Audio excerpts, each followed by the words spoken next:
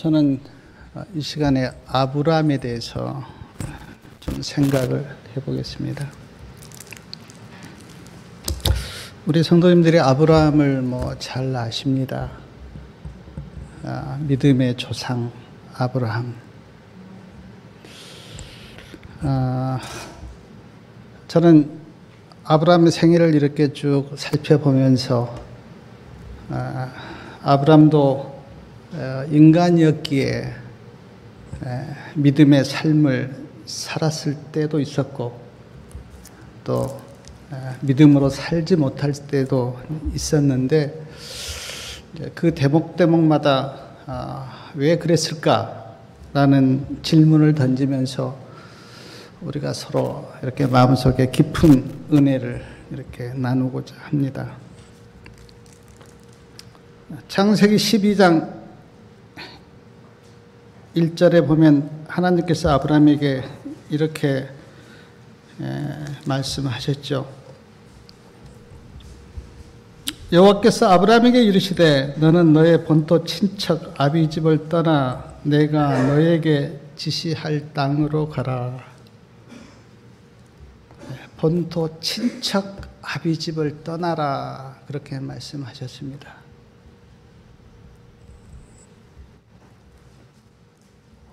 사랑하는 여러분, 본토 친척 아비 집을 떠난다고 하는 것이 쉬웠을까요? 어려웠을까요?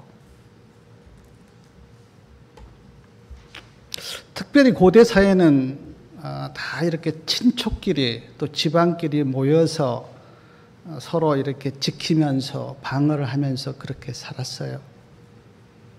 제가 어렸을 때도 보면 박 씨는 박 씨 집안, 또 이 씨는 이 씨 집안 이렇게 모여서 살면서 전에는 경찰서가 있는 것도 아니고 그래서 이렇게 공동체 생활을 하면서 모여 살았어요. 그곳으로부터 분리된다고 하는 것은 굉장히 두려운 일이었어요. 그런데 하나님께서 말씀하시기를 본토 친척 아비 집을 떠나라 그렇게 말씀하셨어요. 두렵고 어려운 일이었는데 아브라함은 떠났습니다. 제가 여기서 하나 깨닫는 것이 때때로 믿음은 떠남을 의미하기도 해요. 그래서 성경에는 분리에 대해서 참 많은 말씀이 나오는데 분리를 우리에게 요구합니다. 분리를. 두려운 일이고 하나님을 믿지 못하면 떠날 수 없지만 그러나 하나님은 그렇게 말씀하셨어요. 떠나라. 우리는 압니다. 아브라함의 집안이 어떤 집안이었다고 하는 것을 우리는 알아요. 우상을 섬기는 집안이었고 그곳으로부터 하나님께서 아브라함을 택해서 불러내서 믿음의 조상으로 세우기 위해서 그렇게 말씀하셨지만 그러나 아브라함이 그때 모든 것을 아는 것은 아니었어요. 우리 성도님들도 다 떠난 경험이 있을지 모릅니다. 저도 돌아보면 결혼을 계기로 해서 제가 개혁운동에 들어왔는데 그때 저는 떠난 것 같아요. 제 집은 여기서부터 아주 멉니다. 제가 떠날 때 친척들에게 그리고 우리 가족들에게 뭐라고 이야기했냐면 좋은 곳으로 갑니다. 아무 염려하지 마십시오. 저는 경상도 쪽에 아는 사람이 한 사람이 없었어요. 그리고 직장도 그때 없었습니다. 염려하지 말라고. 그리고 고향을 떠났는데 지금까지 하나님께서 이렇게 보호하셨고 인도하셨어요. 성경에 보면 분리하라는 말씀이 참 여러 곳에 나오는데 고린도후서 6장 17절 너희는 저희 중에서 나와서 따로 있으라. 미가서 2장 10절 이것이 너희의 쉴 곳이 아니니 일어나 떠날지어다. 창세기 19장 14절 롯에게 하나님께서 말씀하셨어요. 이 성을 멸하실 터이니 너희는 일어나 이곳에서 떠나라. 민수기 16장 23절에 보면 하나님께서 모세에게 이렇게 말씀하셨습니다. 모세야, 이스라엘 백성들에게 말하기를 너희는 고라와 다단과 아비랍의 장막에서 떠나라. 우리는 압니다. 고라와 다단과 아비랍의 장막이 어떻게 됐는지. 떠나면 구원이고 그곳에 있었으면 멸망이에요. 에스겔 33장 9절에 너는 악인에게 경고하여 돌이켜 그 길에서 떠나라. 그가 돌이켜 그 길에서 떠나지 않으면 그는 자기 죄악 중에서 죽으려니와 너는 내 생명을 보존하리라. 우리가 잘 아는 둘째 천사의 기별 뭡니까? 떠나라는 거예요. 떠나라. 그곳에 있지 말고 떠나라. 물론 이런 말씀이 우리 모든 성도님들에게 적용되는 건 아닙니다. 이미 떠나온 사람도 계시고 또 그곳에 계실 사람도 계셔요. 그러나 어떤 분에게는 지금도 이 말씀이 적용될 수 있습니다. 떠나라고 하는 하나님의 음성이 개인적으로 들릴지 몰라요. 계시록 18장 천사의 기별도 나오라고, 그곳에서 떠나라고. 사랑 여러분, 저는 이렇게 생각해요. 정말 우리가 주님을 따라가면, 진리편에 서면, 말씀을 따라가면 자연스럽게 분리가 일어나잖아요. 분리가. 내가 누구를 싫고 그런 의미가 아니라 우리가 주님을 따르면 자동적으로 분리가 일어나요. 떠나야 할 그런 시기가 올 때도 있습니다. 근데 많은 사람은 머뭇거려요. 아브라함은 그 본토 친척 아비 집을 믿음으로 떠났는데 많은 사람은 머뭇거려요. 우리에게 많은 기별이 있잖아요. 시골 생활에 대한 기별도 있고 또 여러 기별이 있는데 그 기별들을 이렇게 전해보면 어떤 분들은 많이 머뭇거려요. 저는 아브라함에게서 배웁니다. 믿음이란 떠날 때 떠나는 것이다. 미련 없이 내가 믿는 그 하나님을 믿고 그 하나님을 의지해서 따라가는 것, 주님을 따라가는 것, 그것이 믿음이다. 그런 생각을 해봤습니다. 창세기 12장 4절에 보면 이런 말씀이 있어요. 이에 아브라함이 여호와의 말씀을 쫓아갔고, 여호와의 말씀을 쫓아갔다. 현 목사님 쫓아와 쫓아 얘기했는데 쫓아갔다. 네. 말씀을 따라간 거죠. 근데 저는 여기서도 질문을 던져봤어요. 하나님의 말씀을 따라가는 것이 쉬웠을까? 때때로 내 생각과 내 마음과 하나님의 말씀이 대치될 때가 많이 있습니다. 근데 그때 하나님의 말씀을 쫓아가는 것이 쉬웠을까? 쉬웠습니까? 저는 경험적으로 봐서 믿음이 없으면 쉽지 않습니다. 내 생각대로 내 길로 가기가 쉬워요. 근데 말씀에 아브라함은 여호와의 말씀을 쫓아갔다. 여호와가 전제가 돼야 돼요. 자기가 부인돼야 돼요. 자기가 살아있으면 하나님의 말씀을 쫓아가기가 어렵습니다. 자기가 죽어야 돼요. 근데 자기를 죽이는 것이 쉬운 일인가? 쉽습니까? 믿음이 없으면 어렵습니다. 많은 사람들이 자기 길과 자기 생각대로 갈 때가 너무 많아요. 말씀을 쫓아가지 않고. 근데 아브라함은 하나님의 말씀을 쫓아갔어요. 자기를 부인하고요. 제가 성경과 예언의 신에 이렇게 보니까 많은 말씀들이 자아를 죽이라, 자아를 죽이라, 자기를 부인하라 이런 말씀이 너무 많아요. 왜냐하면 두 길로는 갈 수 없기 때문에 한 길은 포기해야 돼요. 근데 믿음으로 말미암는 우리가 무엇입니까? 하나님의 말씀을 따라가는 거예요. 하나님의 말씀을. 때로는 내 생각과 전혀 다르게 말씀하실지라도 그걸 내가 믿음으로 받고 아멘하면서 가는 그 길이 믿음의 길이라고요. 사랑하는 여러분, 우리가 주님을 믿는 믿음의 사람이라면 하나님께서 어떤 말씀을 하시든지 그 말씀을 믿음으로 쫓아가기를 바랍니다. 그게 믿음의 사람이에요. 근데 슬프게도 많은 그리스도인들이 믿는다고 하면서도 결정이나 행동하는 거 보면 자기 뜻대로 할 때가 얼마나 많습니까?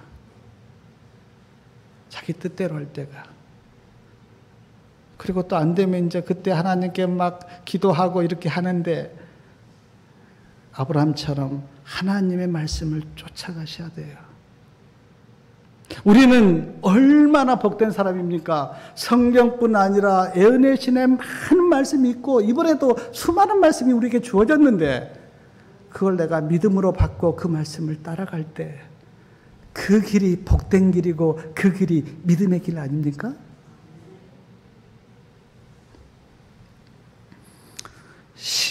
(12장 5절) 끝에 보면 이런 말씀이 나와요.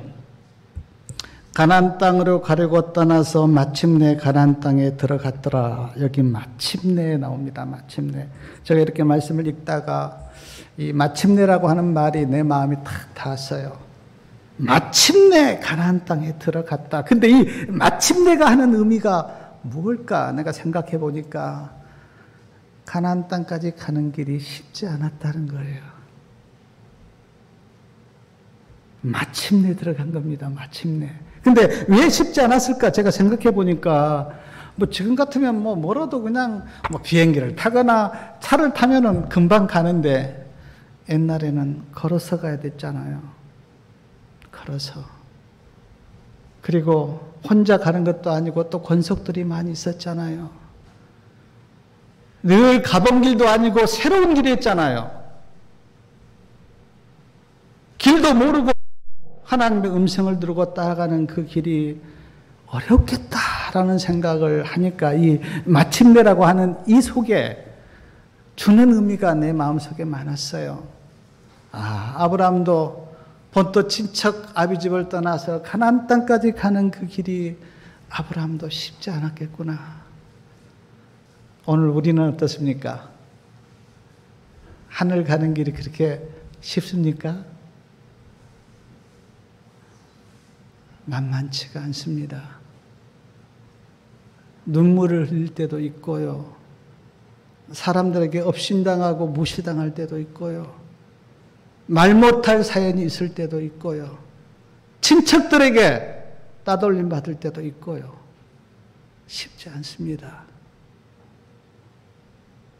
근데 아브라함은 어떻게 갔을까?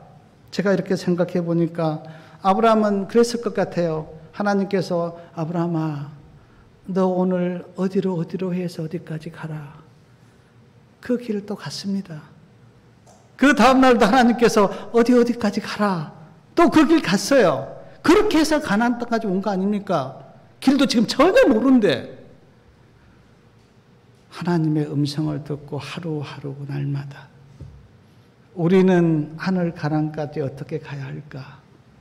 성경과 예언의 신 말씀 듣고 날마다 오늘 나에게 주신 그 말씀 받아서 또 하루 살고 내일 받아서 또 하루 살고 그렇게 해서 우리가 아침에 기도력을 읽고 교과를 공부하고 또 성경을 보는데 그 말씀 주고 주님 오늘 이 말씀 붙들고 내가 나에게 주어진 그 시간을 가겠습니다라고 가고 내일 또 가고 모레 가고 그러면 마침내 하늘 가나안에 도착할 겁니다. 아브라함이 그렇게 가나안까지 왔다고 저는 믿어요. 그리고 창세기 12장 8절이나 13장 4절이나 18절에 보면 아브라함이 가는 곳마다 했던 것이 있는데 뭘 쌓았습니까? 네, 단을 쌓았어요. 가는 곳마다. 단을 쌓았다고 하는 의미가 뭡니까? 하나님을 찾고 예배를 드렸다 그런 거예요. 아브라함이 가서 제일 먼저 한 일이 뭐냐면 하나님을 찾고 하나님께 예배를 드렸어요. 저는 여기에서 아브라함이 어디를 가든지 제일 먼저 생각한 것이 하나님이었구나. 하나님을 그의 인생의 첫째 자리에 두었구나. 제가 옛날에 우리 어린 소년들이 신앙송을 여기에서 한 시가 내가 마음에 생각이 납니다. 그 시가 무슨 시냐면 하나님은 3등입니다 라는 시예요. 하나님은 3등입니다. 제가 그 시를 좀 읽어드릴게요. 하나님은 3등입니다. 내가 하고 싶은 일이 1등이고 내가 해야만 되는 일이 2등이고 하나님은 3등입니다. 내가 어떤 어려운 문제를 만났을 때 1등은 내가 해보는 것이고 2등은 도움을 줄 사람을 찾는 것이고 하나님은 3등입니다. 우리가 그렇지 않습니까? 우리가 제일 먼저 그냥 막 내가 해보다가 안 되는데 그때 하나님께 무릎 꿇고 근데 아브라함은 가는 곳마다 단을 쌓고 하나님께 예배를 드렸어요. 하나님을 그 인생의 첫째 자리에 두고 아브라함은 살았다는 거예요. 복된 인생이 누굴까요? 하나님을 내 첫째 자리에 삼고 사는 사람. 저는 옛날에 우리 애국에서 오신 목사님이 그 10만, 100만 이렇게 하면서 일을 앞에 딱 끊고 일이 지금 하나님인데 하나님을 딱 앞에 세우고 공을 다 붙이면 어떻습니까? 100도 되고 1000도 되고 10,000도 되고 10만도 되고 100만도 되고 1억도 돼요. 근데 일자가 없으면 어떻습니까? 공을 아무리 붙여도 다 빵이에요. 우리 인생이 그래요. 하나님 내 가슴에 두고 내 첫째 자를 삼고 내 인생을 살면 내 인생이 가치 있고 보람돼요. 근데 하나님이 안 계셔서 내가 아무리 살아봐도 그 인생은 다 합방입니다. 성도님 여러분, 지금까지도 다 믿음으로 사시지만 그러나 끝까지 내가 어디에서 무슨 일을 하든지 어느 곳에 계시든지 내 인생의 첫째 자리에 하나님을 두시기 바랍니다. 그러면 복된 사람이에요. 그리고 그래야 믿음으로 살 수가 있어요. 창세기 15장 6절에 보면 아주 아름다운 말씀이 있는데 우리 한번 다 같이 한번 읽어보겠습니다. 창세기 15장 6절에 아브라함이 여호와를 그의 의로 여기시고, 저는 이 말씀이 너무너무 아름다워요. 아브라함이 여호와를 믿으니 여호와께서 이를 그의 의로 여기셨다. 이게 여호와 우리의 의인데 저는 이 말씀이 너무너무 좋고 내가 이 말씀을 너무 감사하고 내가 이 말씀을 이렇게 묵상하면서 우리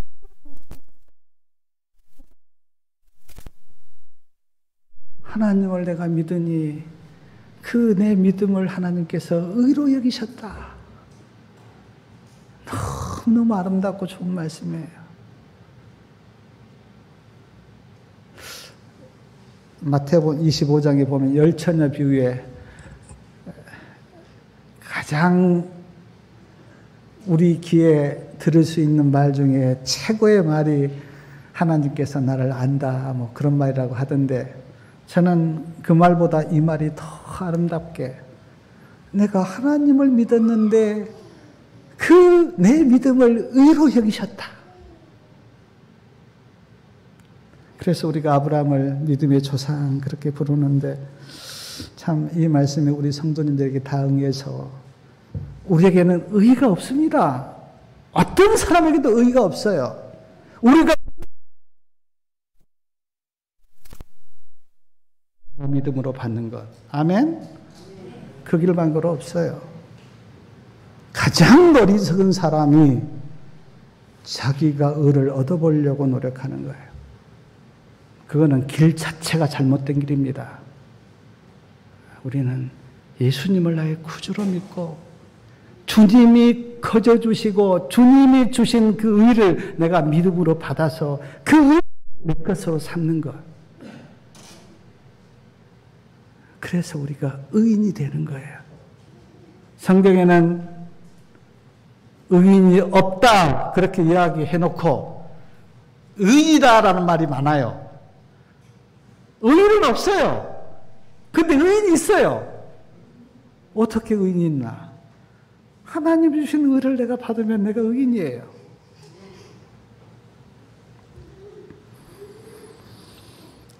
창세기 13장에 가면 아브라함의 목자하고 롯의 목자가 이제 서로 다툽니다.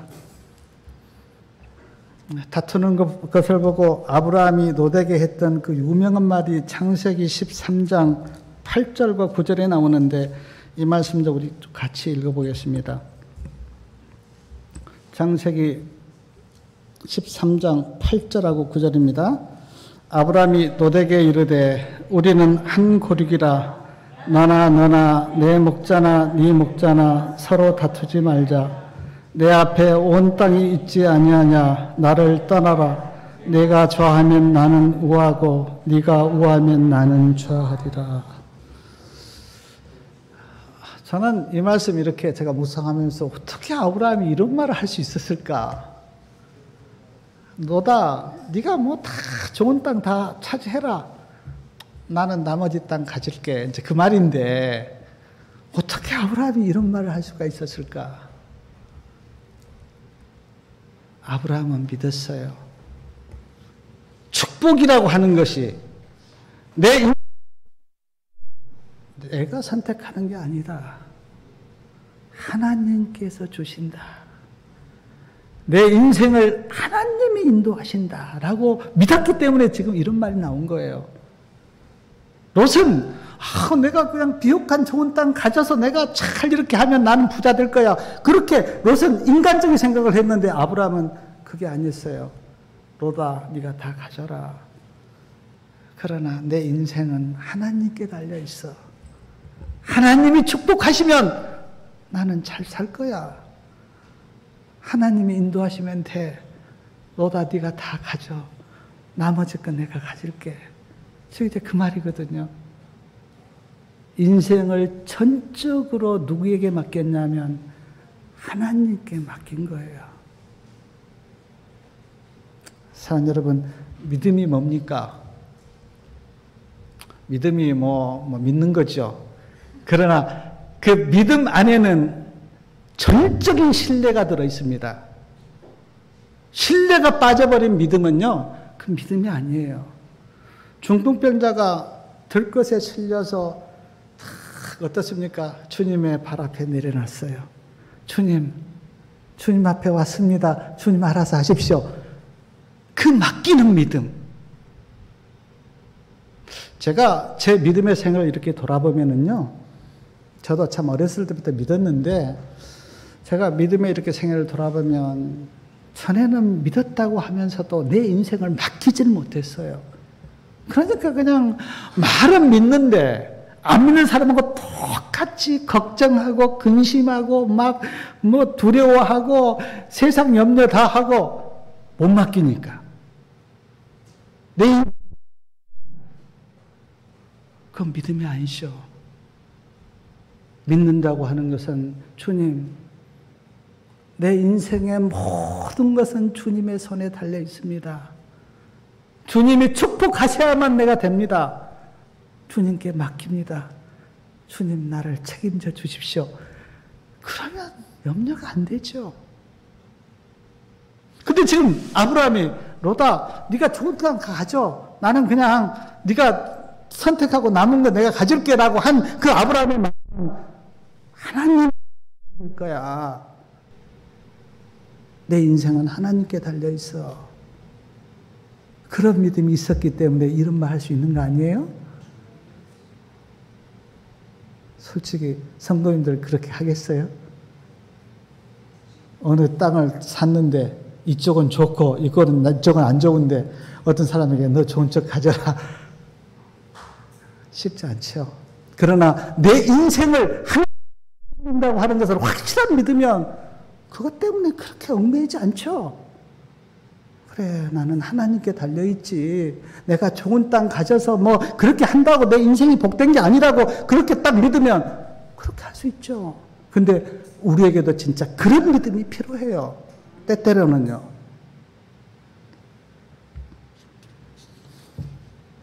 창세기 22장에는 우리가 잘 아는 아브라함이 이삭을 번제로 드리는 그런 모리아산 이야기가 나옵니다. 어떤 사람들은 이것을 뭐 그냥 아브라함처럼 우리도 자식을 바치는 희생을 해야 돼.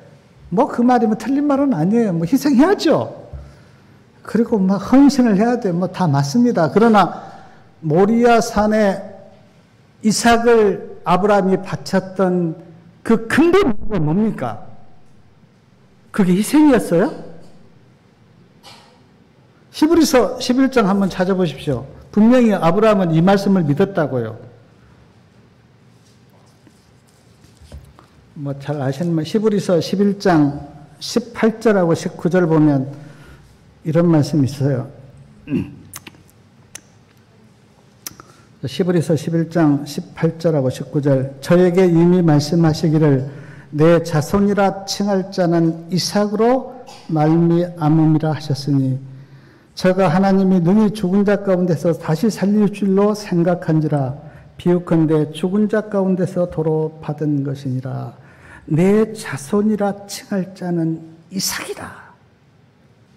이 말씀 아브라함이 붙은 거예요. 하나님의 말씀을 붙은 거예요. 그러므로 이삭은 어떻습니까? 죽어서는 안 돼요. 이삭이 죽으면 안 돼요. 하나님이 다시 살려야 돼요. 만약 하나님께서 안 살리면 어떻습니까? 하나님이 거짓말쟁이가 돼요. 그 말씀 붙들고 아브라함이 모리아산에 이삭을 번제로 드렸다는 거예요. 약속의 말씀을 붙은 겁니다. 사랑하는 여러분, 주님께서 우리에게도 수많은 약속을 하셨는데 이 약속의 말씀을 붙드시기 바랍니다. 아브라함의 믿음이 그런 믿음이었다고요. 그러니까 아브라함은 이미 그 모리아산에 올라가면서도 뭐라고 이야기했습니까? 그래, 내가 이삭하고 같이 번제 드리고 함께 내려올 거야. 왜냐하면 이삭은 절대로 죽을 수도 없고 죽으면 안 돼. 약속의 자손이기 때문에. 그 믿음을 붙들고 아브라함이 승리한 거 아닙니까? 오늘 우리가 뭐 의지가 강하고 뭐 오기가 강하고 땅이 세고 그래서 승리합니까? 아니요. 그거는 순간에 무너져요. 우리가 승리할 수 있는 유일한 길은 하나님의 말씀 붙들고 그래 이 말씀은 틀림없고 이 말씀이 나를 지켜줄 거야라고 믿고 내가 그 말씀 붙들고 나가는 거 그것이 우리에게 있어서 힘 아닙니까?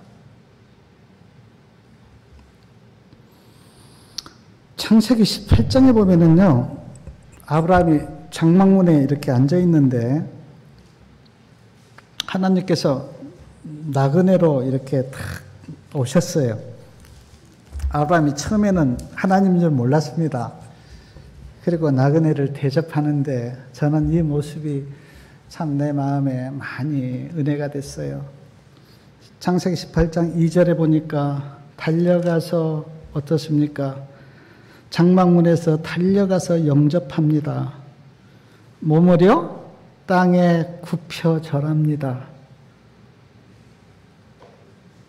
네. 그리고 물을 가져다가요, 또 씻깁니다.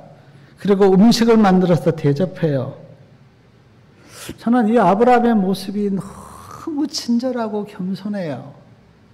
그래서 내가 속으로 아브라함은 이런 어떤 친절과 겸손을 어디서 배웠을까? 그리고 내 마음속에 예수님에게서 배웠겠지. 우리가 수많이 들었어요. 예수님은 온유하시고 겸손하시고 친절하시고. 우리도 배워야 돼요.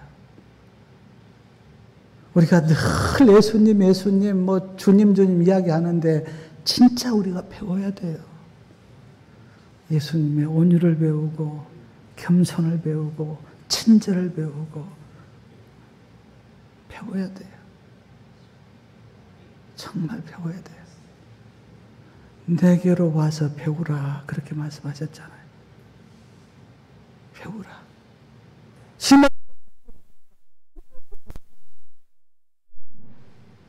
근데 아브라함이 진짜 너무너무 겸손해요. 막 몸을 굽혀서 달려나가서 영접하고 대화를 갖다가 그 발을 씻기고 또 막 음식을 막 이렇게 준비해서 대접하고. 그뿐 아니라요, 창세기 23장에 보면 아내 사라가 죽었을 때 아브라함이 헤브론에서 이제 죽었는데 그때 이제 막벨라 굴을 이렇게 사잖아요. 그때도 아브라함의 모습을 보면 너무너무 겸손해요. 막 달려가서 그들에게 몸을 굽히고 그냥 그쪽이 에그론이 그냥 공짜로 주겠다고 해도 아브라함이 아니라고, 나 절대 공짜로 안 받는다고 그러면서 돈을 주고. 아브라함의 모습이 그렇게 온유하고 겸손할 수가 없어요. 나도 이렇게 돼야 되는데 하는 생각을 하면서 정말 예수님을 닮아야 되겠다. 닮아야 되겠다. 수많은 강사들이 우리가 주님처럼 품성이 준비된다고 그렇게 뭐 이번뿐 아니라 그런데 늘 우리의 기도는 뭐 그냥 아닙니다. 나는 아직 주님을 닮지 못했습니다. 내 안에 시기가 있고 질투가 있고 교만이 있고 탐심이 있고 세상을 사랑함이 있고. 우리가 더 늦기 전에 주님 다 닮읍시다. 주님 닮읍시다. 그리고 창세기 14장에 보면요, 롯이 사로잡혀 갔을 때 아브라함이 종 318명을 데리고 담까지 쫓아가서 롯을 구해오잖아요. 저는 이 말씀을 이렇게 보면서도 참 아브라함은 자기 목숨 내놓고 조카와 그 사로잡혀간 사람을 구해오는 그 아브라함의 모습을 보면서 아브라함은 정말 헌신적인 사람이구나. 참 희생적인 사람이구나. 제가 이렇게 믿음으로 살아보려고 하니까요, 남을 위해서 헌신하고 희생한다는 거 쉬운 일 아니에요. 우리 인생이 그렇게 넉넉하지 못합니다. 자기 인생 하나 가꾸기가 쉽지 않아요. 남을 위해서 목숨 내놓고 싸운다고 하는 것이 쉬운 일 아닙니다. 근데 아브라함은 즉시 종을 데리고 와서 목숨 내놓고 싸워서 구해오잖아요. 아브라함의 그 헌신과 희생, 그것도 저에게 큰 교훈이 되었어요.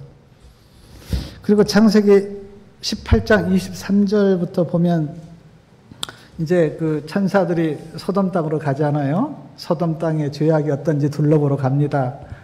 그런데 그때 아브라함이 하나님을 붙들고 중보기도 하잖아요. 하나님, 의인과 악인을 함께 멸하시는 게 하나님의 뜻이 아닌데, 소돔에서 만약 의인 50인을 찾으면 하나님 어찌하겠습니까? 그렇게 할 때 하나님께서 대답하기를, 거기서 내가 의인 50인을 찾으면 어때요? 멸하지 아니하리라. 그 다음 또 강구합니다. 의인 45인을 찾으면 하나님 어찌하겠습니까? 하나님께서 대답하세요. 거기서 내가 의인 45인을 찾으면 내가 멸하지 아니하리라. 또 강구하죠. 40일을 찾으면 어떻게 하겠습니까? 하나님께 또 대답합니다. 내가 거기서 40일을 찾으면 멸하지 아니하리라. 30일을 찾으면 어떻게 하겠습니까? 내가 멸하지 아니하리라. 20일을 찾으면 어떻게 하겠습니까? 내가 멸하지 아니하리라. 10일을 찾으면 어떻게 하겠습니까? 내가 멸하지 아니하리라. 그렇게 간구하잖아요. 중보기도. 제가 이 말씀 앞에서 물었어요. 아브라함이 왜 소돔 사람들을 위해서 그렇게 중보기도를 했을까요? 저에게 들려오는 답은 사랑하니까. 소돔 사람들을 사랑하니까. 제가 이 대답을 듣고 돌아봤어요. 아, 진짜 사랑하면 중보기도가 나오는구나. 왜냐하면 제가 매일 아침 기도하는 기도 제목이 뭐냐면 사랑하는 사람들 위해서, 특별히 자식과 가족과 또 사랑하는 사람, 사랑하니까 뭐 저절로 중보기도가 나와요. 저절로. 제가 이 말씀 이렇게 묵상하면서 우리 성도님들도 다 서로 사랑해서 다 서로 중보기도를 이렇게 쫙 만약에 얽혀지면 우리 교회가 얼마나 든든하고 연합되고 좋을까. 예를 들어서 우리가 한 10 중보기도를 한다고 하면 우리 교회가 얼마나 사랑이 넘칠까요? 그리고 얼마나 우리가 믿음 안에서 서로 연합이 될까요? 근데 아브라함이 소돔 사람들을 위해서 이렇게 중보기도한 영혼, 그 영혼을 사랑하니까.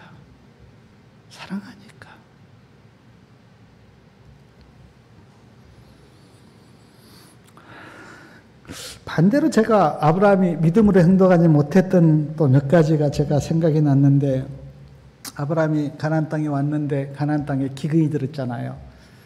어디로 갔습니까? 애굽으로 갔어요. 애굽으로 간 게 그게 믿음의 행위였습니까? 아니요. 그냥 기근이 들어서 먹을 것 없을까 봐 인간적인 생각 가지고 애굽에 갔잖아요. 인간적인 생각, 이거는 믿음의 행위가 아닙니다. 믿음은 언제나 말씀을 붙들고 하나님의 뜻을 쫓아가는 거예요. 근데 아브라함이 정말 저는 믿어요. 아브라함이 만약에 그때 애굽에 안 가고 가나안 땅에 있었다면 하나님이 책임집니까? 책임지죠. 먹을 것 다 준비해서 어떻게든 살게 하죠. 근데 아브라함이 그거 못 믿고 그냥 애굽으로 간 거 아니에요. 애굽 가서 뭐 물론 하나님께서 지켜줘서 나오기는 나왔지만 잘못하면 누구 뺏길 뻔했습니까? 아내 뺏길 뻔한 거 아니에요. 하나님이 개입 안 했으면 100% 뺏겼습니다. 근데 하나님께서 약속을 하셨기 때문에 내가 너를 믿음의 조상으로 복의 근원으로 삼겠다고 하는 그 하나님의 약속이 있었기 때문에 하나님께서 구해내잖아요. 아브라함도 애굽으로 간 것은 믿음의 행위가 아니었습니다. 너무 인간 먹을 것 없고 고난당할까 봐 그렇게 갔는데 그건 믿음의 행위가 아니에요. 우리는 언제나 하나님이 나에게 주신 약속을 붙들고 살아야 돼요. 저는 다니엘서를 읽다가 하나님께 많이 질문 드렸던 게 뭐냐면, 하나님, 꼭 다니엘하고 다니엘의 세 친구가 그 사자굴하고 품목을 들어갈 때까지 하나님 꼭 가만히 계셔야만 했습니까? 아니, 금시상 세울 때 뭐 그냥 하나님이 그거 세우지 말라고 막을 수 있었잖아요. 그리고 그 절하는 날도 막 비가 억수로 내리더니 해서 그렇게 막아주시지, 가만히 계시다가 끝에 가서 하나님이 딱 나타나시잖아요. 우리도 마찬가지예요. 내가 하루 이틀 내 앞이 캄캄할지 몰라요. 먹을 게 없을지 몰라요. 그러나 우리는 그때라도 하나님을 신뢰해야 됩니다. 하나님은 기다려봐요. 그리고요, 제일 끝에 가서 화장하고 나타나셔요, 하나님. 그게 하나님의, 제가 하나님의 이렇게 성경 보면서 하나님은 그러신 분이구나. 왜냐하면 그래야 느부갓네살을 굴복시키잖아요. 처음부터 비가 와서 제사 못 드렸다면 느부갓네살 하나님 알겠어요? 그냥 비가 와서 그러나 보다 그러는데 끝까지 가서 그 마지막 그 길에 하나님께서 나타나시니까 느부갓네살이 굴복하잖아요.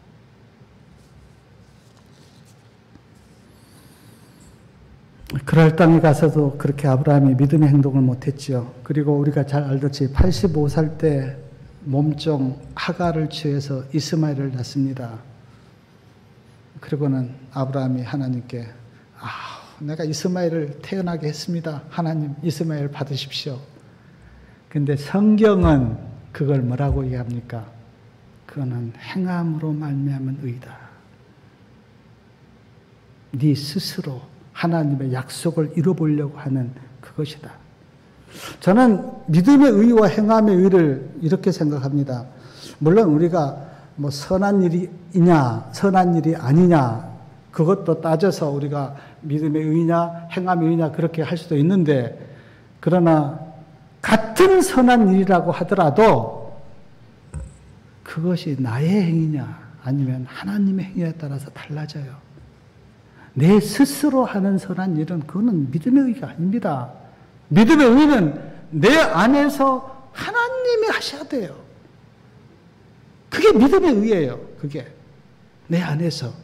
그러니까 언제 모시고 주님이 일하시도록 그렇게 주님을 믿고 의지하고 나가는 게 그게 믿음의 의지.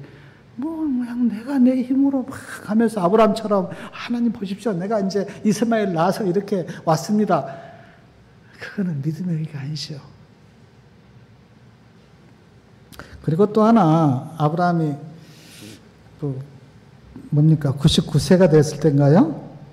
하나님께서 내가 언약의 자손을 주겠다라고 했었을 때 창세기 17장 17절하고 18절에 보면 아브라함이 엎드려서 웃습니다. 아주 웃어요. 속으로 웃었어요. 성경에 아브라함이 엎드려 웃으며 심중에 이르되 100세 된 사람이 어찌 자식을 낳을까? 사라는 90세니 어찌 생산하리요? 그렇게 하면서 아브라함이 웃었어요. 하나님께서 이때 아브라함에게 했던 말이 뭐냐면 창세기 17장 19절에 하나님이 가라사대 내 아내 사라가 정령이라 하라. 이름까지 딱 낳기 전에 딱 이름까지 쳐줬어요. 아브라함도요, 어떨 때는 참 믿음으로 행할 때가 있었고 어떨 때는 믿음으로 행하지 못할 때가 있습니다. 우리와 크게 다를 바가 없죠.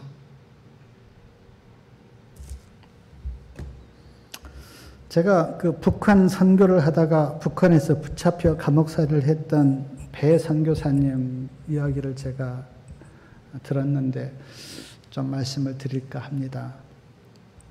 배 선교사님이 북한을 몇 번 다니면서 선교를 했어요.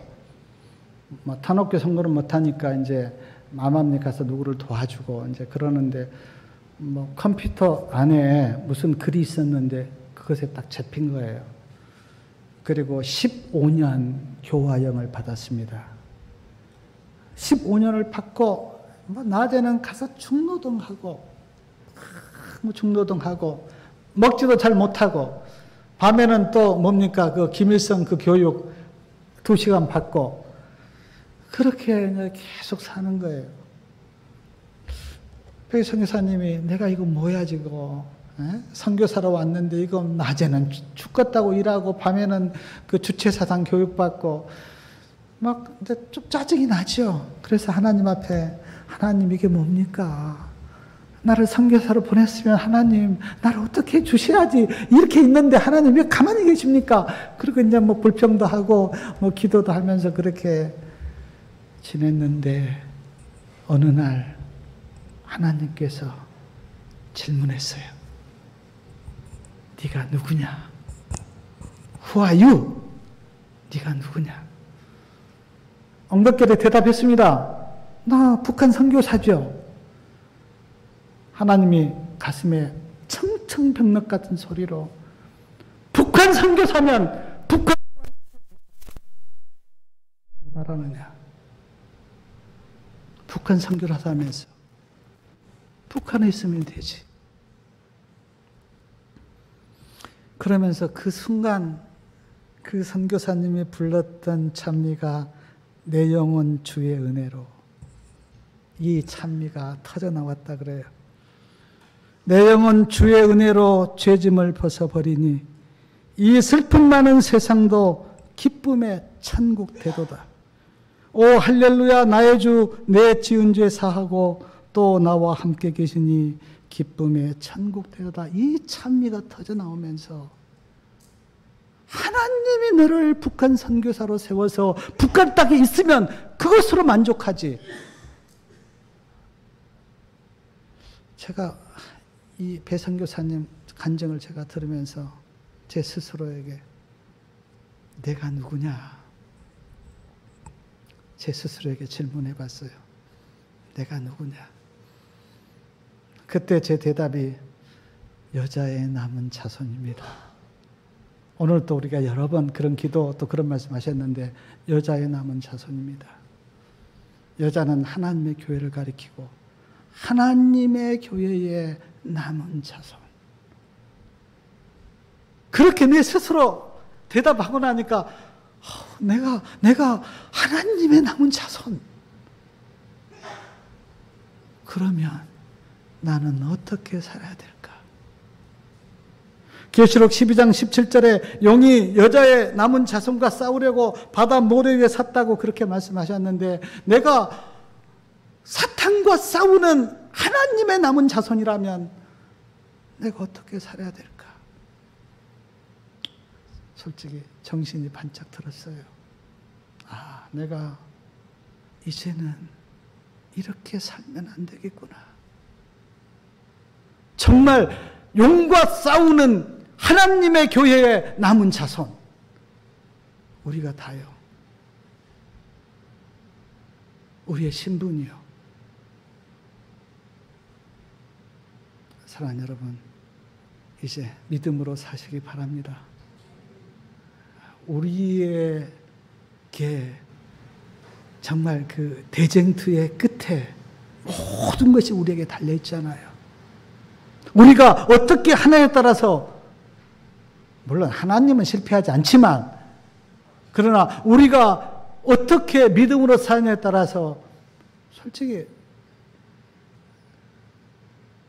저는 아브라함 생각하면서, 특히 모리아산 그 생각하면서 내 마음속에 사탄이 그 참소했잖아요. 뭐 제가 또 다음에도 말씀드리겠지만 참소했는데,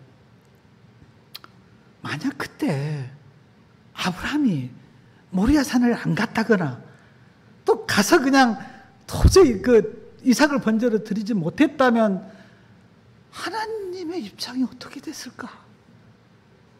사탄이 보라고, 내 말이 맞지 않느냐고, 아브라함이 믿음의 자손 될 그 자격 없지 않느냐고, 그렇게 만약에 사탄이 하나님 앞에 이야기했다면 하나님의 마음이 어땠을까라고 생각하니까 저도 정신 차려야 되겠다.